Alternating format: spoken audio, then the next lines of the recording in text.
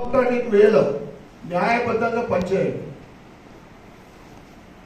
మొన్నటి ఏబీవీపీ బంద్కు మేము ఒకరోజు ముందు ఫోన్ చేసినాం.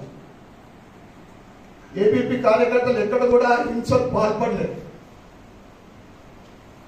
ప్రొద్దున్నుండే ఏబీపీ కార్యకర్తలు అరెస్ట్ చేయడం, బంద్ చేయమని చెప్పడానికి పోతే వారి మీద దౌర్జన్యంగా కొట్టడం ఇవన్నీ జరిగినాయి. దీన్ని మరి ఒకసారి మేము తీవ్రంగా ఖండిస్తా ఉన్నాం. ఇక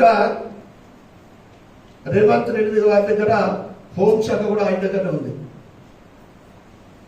శాంతి భద్రతలు అయితే మనం చూస్తూ ఉన్నాం. మన ఇన్ఛార్జ్ మినిస్టర్ జూపల్లి గారి సొంత నియోజకవర్గంలో గత వారము ఏదైతే చెంచు మహిళ పైన కిరాతకంగా మానభంగం చేసిన సంగతి మనందరికీ తెలుసు.